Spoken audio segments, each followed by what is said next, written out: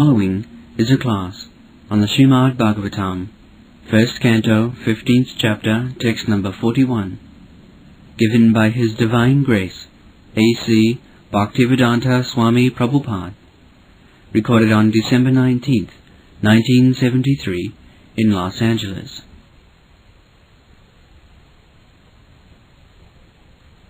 Translation. Then he amalgamated all the sense organs into the mind into life, life into breathing, his total existence into the embodiments of the five elements, and his body into death.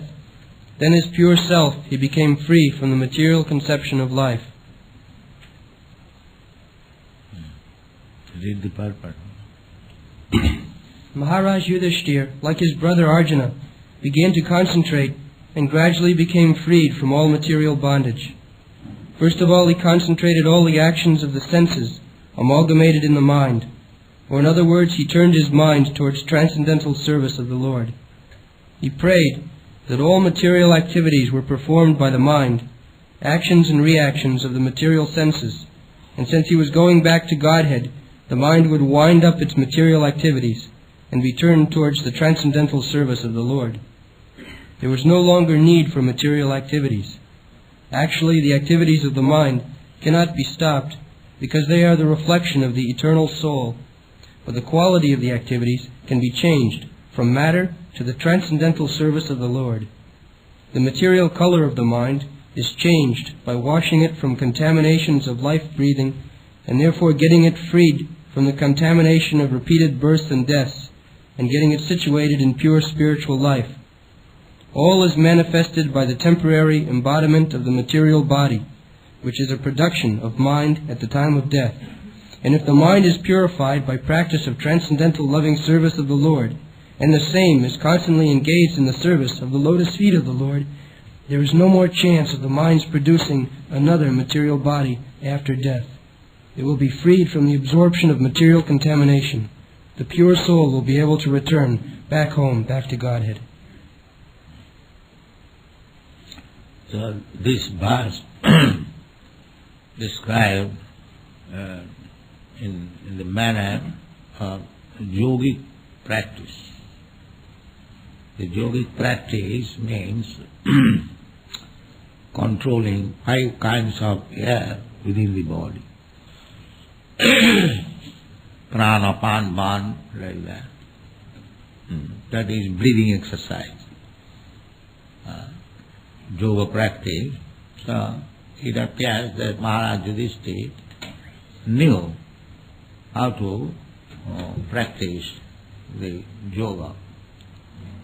Not only Maharaj Yudhishthira, practically any high-class man, especially the Brahmanas and the Kshatriyas, every one of them knew this practice, yoga practice.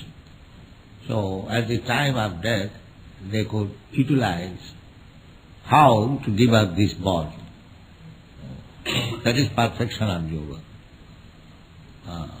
The yogis, they can give up the life or give this, relinquish this body according to his own desire, not compelled by the material condition. That is yoga. Generally, a man dies under the obligation of material laws. But a yogi, he controls in such a way that he leaves the burden of Bhishmadev. Bhishmadev especially, his father gave him the benediction that so long he would not himself like to die, he will never die. Bhishmadev. He got this benediction from his father because his promise was very stern, severe. You know the story that Bhishmadev's father was captivated by the young girl Satyavati and he wanted to marry her. The Kshatriya could do that. But Satyavati's father disagreed. Although he was king, he could marry anyone he likes, but his father, still with the permission of the parents. So the father denied, no, I cannot give you my daughter to you. Why?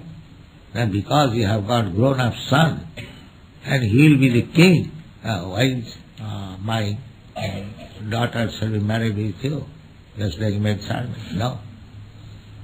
So Bhishma, they could understand that my father desires to marry this young girl, Satyavati, and there is some hindrances. So he approached. Why don't you give my father your daughter? He said, because you are his eldest son, you become king. So he immediately promised that no, your daughter's son will become king. I will not become. Give my father. So he said, no, still it is not possible. Why? Because you may not become king, then your son will become king. I don't want that. So in this way, Bhishma said, no, then I shall not marry. Is that all right? Still, and then he gave his daughter. Yes, Satyavati. So, his father, Santanu Maharaj, saw that Bhishma is so affectionate to his father that for the father's same gratification, he has sacrificed his own. So he gave him this benediction, my dear son. You are so stern in keeping your promise, so I give you this benediction that he will never die unless you desire. Therefore, Bhishma was lying on the bed of arrows, and he left this material world when he desired. So the yogis can do that. The yogis, they control the soul. The soul is floating in different airs. So they can control. That is called Sarachakra. From the rectum to the abdomen, abdomen to the heart, heart to the collarbone, then collarbone to the palate, and then here. So one who can bring the soul here, they can get out from this hole. It is called Brahmarandra. So they can go, the yogis, as they desire. Either he can go directly to the spiritual world, or if he likes, he can transfer himself to the higher planetary system. This is yoga practice. Anywhere he likes, he can go. It appears that Yudhishthira Maharaj knew perfectly well. Similarly, we see from many other kings' life, or this yoga practice was done by any gentleman. Therefore, they were so sober, steady, and determined. Everyone was a yogi. Therefore, in the Bhagavad Gita, it is described Rajarsi. Even the Rajarsayo Vidu. Rishi, saintly person, they know how to practice yoga. So, formerly, the kings were as good as Rishi.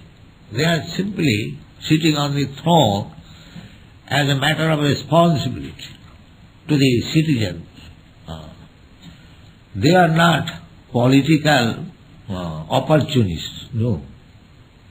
Nowadays, people are political opportunists. As soon as they get some opportunity, they capture the power.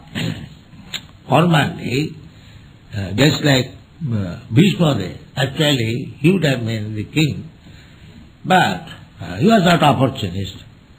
To serve his father, he gave up everything. This is called Rajas.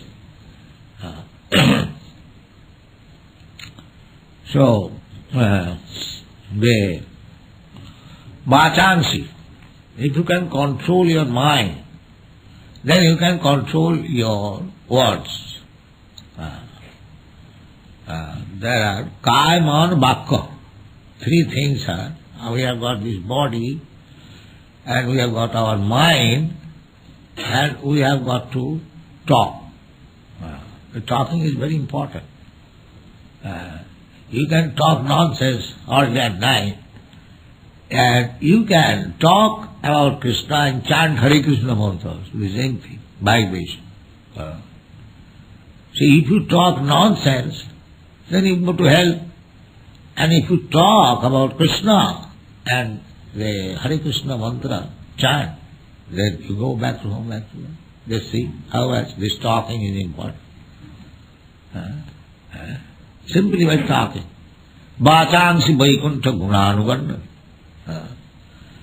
So it is a matter of control. This is yoga means indriya samyama, controlling the senses. That is called yoga. Real purpose of yoga. Because our senses are just like venomous serpents. So many people, they fall down on account of these senses. They become victim of the senses. So, yoga practice means the controlling the senses. This is the real purpose of yoga. There is certain mechanical process that is called yoga practice. Therefore, yoga practice is meant for a person who is too much in bodily concept of life. Otherwise, one who is convinced that I am not this body, then where is the necessity of exercising the body? But it is meant for a person who is too much absorbed in bodily concept of life. For him, this yoga practice is recommended, that by mechanical practice of the different parts of the body, the air within the body, one can control the senses, and unless the senses are controlled, the whole thing is sense, therefore consciousness. It depends on the senses. Purifying the senses. His spirit soul is eternal. So his senses are eternal. He cannot stop the activities of the senses. That is not possible. Just like others, they think that if we stop, just like Vishwamitra Muni, he was a great yogi, he stopped the senses, he wanted to stop. He closed the eyes. I will not see beautiful woman. But he failed as soon as he heard the tinkling sound of the bangles of the Apsara, Manoka. So our senses are so stopped. If you stop this sense, the other sense is prepared to kill you. They are called enemies there. Mana sasthani indriyani prakritisthani karsati. We are struggling for existence with the mind and the senses. Otherwise, it is explained in the Bhagavad Gita, these living entities, they are my part and parcel. That means they are as good as I am. Why they are rotting in this material world? Because on account of the mind and the senses. So yoga practice means you have to control first of all the mind, and then you have to control the senses. That is perfection of yoga. So, Ambarish Maharaj, a great devotee, he controlled his mind, senses in this way. The first thing is, so, Sabai Mana Krishna Padaravinda. This yoga practice, bhakti yoga means this, not to try artificially to control the mind and the senses. That will be failure. In most cases, they are failure. In some cases, they are perfect or successful. But in most cases, they are failure. Especially in these days, where people have no training. no simply extravagant, doing everything what he likes, no brahmachari system, nothing is taught. Formally in the Vedic civilization, the boys should be sent to Gurukul for practicing brahmacharya.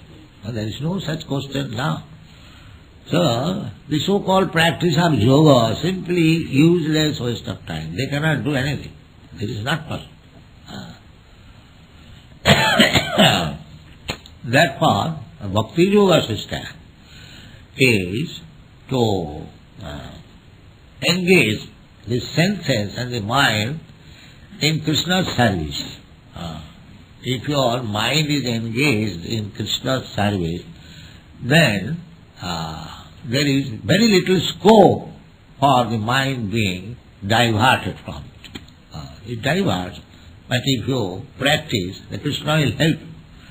Sinnadhang satatha Krishna punnasavana kirtana riddham tasya avadrani vidhunati suhit sada. Krishna is within yourself, and if you are sincerely trying to purify yourself, your mind, body, words, these things, so this beginning is to hear about Krishna, anything about Krishna. But the first thing we want to hear, if we want to know Krishna, naturally we are inclined, what is Krishna? What is Krishna? Just like our Krishna book is now selling, because the Krishna consciousness movement is there, so people are, eager to know what this Krishna is. Naturally, they want to purchase some Krishna books. Actually, that is the first business. Just like we are speaking about, in God we trust, this slogan of the American people and American government. So naturally, people should be inquisitive to know actually what is God, scientifically. We say in God we trust, but we do not know what is God. Then what is the question of trust? Suppose if somebody friends say that you can trust the Bank of America, but if he does not know what is Bank of America, then how he can trust? How he can deposit money? That is the difficulty. This is simply slogan. Otherwise, everyone should have been inquisitive. What this government has made this slogan in God. What is God? Nobody knows. Then what is the question of trust? Therefore it has become everything humbug. But if you are serious to know about God, there is science, there is teacher, everything is there. God himself is there within your heart. Ishvara sarvabhutanam viddesho arjuna tishtati. Actually, if you are serious to know God, so God is within himself, he can understand. Now this living entity is serious to know about me, so he will help you, he will get.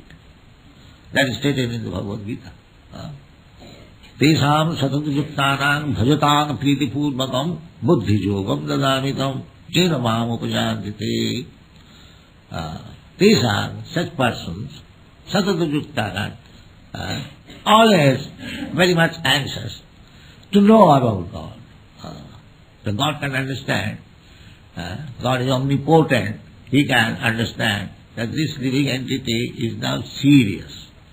He wants to hear about God. So this inquisitiveness is very good.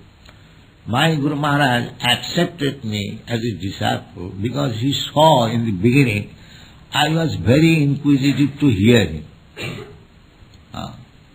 So, in the beginning, when many gentlemen, I was one of them, was introduced to my Guru Maharaj, they had to be initiated. They want to be initiated to become your disciple.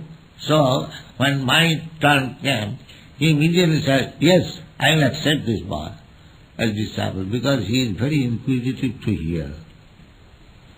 That was my recommendation. And actually, I was very inquisitive. I could not follow what Guru Maharaj was speaking, but still I was asking others when Guru Maharaj will speak. I could not follow. He was speaking in a very high philosophical term. So at that time I had no capacity to understand. Still I wanted to hear. I understand and not understand. So this is very good qualification. So those who are coming here to listen about God, they are very fortunate. Krishna will help them. Savanam, the beginning of Bhakti Yoga, started from the practice of Sravanam, oral reception, ear. Therefore, the mantra is given through the ear, initiation mantra. Then Kirtanam, Savanam, Kirtanam, Vishnu, Smaranam, Padasevaram, Achanam, Vandanam, Dasam, Sakham, Atmanivedam. There are 9 different processes. The most important process is hearing. And as soon as you want to hear, that means you have to concentrate your mind. So, naturally, the mind becomes locked. But if we sleep, that is another thing. Let the lectures go on, let me have some rest. That is another thing. But if you hear, if you are anxious to hear, then mind has to be engaged. Without attention you cannot hear. If your mind is something doing, you are thinking of marketing something or sometimes business, so you can hear, make a show of hearing, but you are not hearing. Therefore mind is the first thing. Samai mana Krishna padaravinda. Bachansi vaikuntha gunanubandan. If you engage your mind in hearing, then you can describe the things in the Vaikuntha, in the spiritual world. Bachansi vaikuntha guna. So we have to practice. This is Bhakti Yoga. First of all, we have to engage the mind. And as soon as you engage the mind in hearing about Krishna, Krishna will help you in cleansing your mind. That is the opinion given by Sri Chaitanya Mahaprabhu. Cheta Datmana Marjana. Because everything we cannot understand about God, or we cannot see God, or we do not know what is God, because there are so many dirty things in the mind. Otherwise, as soon as the mind is clear, devoid of all dirty things, you can say, you can understand what is God. You can see God every moment. Premanjana chirita bhakti vilochanena santa sadaiva hridaya suvira. So, there is no difficulty. God is here, Krishna. But once mind is not clear, he cannot see God. He sees a statue of stone. He sees a statue of stone. And once mind is clear, that Chaitanya Mahaprabhu, as soon as he sees Jagannath, immediately thanked him. Here is Krishna. Actually, that is the fact. Here is Krishna. Krishna is omnipresent. That is God's one qualification, omnipresent. He is present everywhere. So, why not present in the temple? He is present here. But we have no eyes to see, because our mind is not clean. So we cannot use the senses to see God. That is the thing. Therefore, premanjana charita bhakti vilachana. By the bhakti process, by devotional service, it cleans your mind, it cleans your senses. As soon as your mind is cleansed, then senses are also cleansed. And that is helped by Krishna himself, as he says in the Srimad Bhagavatam, Sinnatam Sakatha. As soon as Krishna sees that you are eager to hear about him, Sinnatam Sakatha Krishna Purna Savana Kirtan. By the fast hearing, you may not understand about Krishna, but if you simply hear with little attention, although you do not understand, still you will be pious. Because the dirty things means covered with impious activities. So if you hear about Krishna, then gradually you will become pious. Simple by hearing. Simple, just like if there is injection, anti some disease, vaccine, you understand or not understand, it will act. Suppose if you take poison, if you do not understand what is poison, it will act. Similarly, Krishna Katha is so powerful that if you simply hear, even if you do not understand, that you will become pious. And by becoming pious, because without becoming pious, nobody can understand Krishna. It is said in the Bhagavad Gita, Jesam antagatam papam, jananam punya karmanam. Those are 24 hours engaged in pious activities. Therefore we engage our students in this Bhakti Yoga practice. 24 hours routine work, because it is pious activities, so he will be purified. He will be purified. We have got so many times offering arati, offering prasadam, cleansing the temple, dressing the deity, talking about him. 24 hours must be. Kirtaniya sadahari. Kirtaniya or sevaniya sadahari. 24 hours. In this way, we become purified. Chetadattmanamarjanam bhavavan. As soon as your mind is cleansed of all dirty things, then you become fit for going back to home, back to God. So any yoga practice, but other yoga practice, hatha yoga practice, dhyana yoga practice, karma yoga practice, jnana yoga practice, these are very difficult in this age. But if you take to bhakti yoga practice, it is recommended, Savanam Kirtanam, Kalotat Hari Kirtanat, in this age, Kali Yuga, this Hari Kirtan is bhakti yoga. Krite jat dhyato Vishnu tritayana jajato makhai, in different ages, because the people are different. So different methods are prescribed in the Shastra. In the Satya Yuga, the meditation method was possible. In other Yuga, it is not possible. In Treta Yuga, by sacrificing big yajna, performing yajna. In Dwapar Yuga, by temple worship. And Kalotad Hari Kirtanat, and in this Kali Yuga, simply by Hari Kirtan, by chanting the holy name of the Lord, you can get the same result. Therefore, our process is Kirtan, always Kirtanya sadhana. So by Bhakti Yoga practice, you become perfect in all yogic processes, and ultimately you realize God very easily and directly, and that will help you to go back to home, back to God. That is confirmed in the Bhagavad Gita. Janma karmam vidibbam jujanati tattvata takta deham punarjanma naiti mameti tam. Anyone who understands Krishna in truth, janma karmam vidibbam jujanati tattvata. Tattvata means in truth, not superficial. If you understand Krishna in truth as he is, and he is speaking himself about himself, there is no difficulty. If you simply accept Krishna, what he says, if you follow, then you become perfect and you become fit for going back to home, back to God. Thank you very much.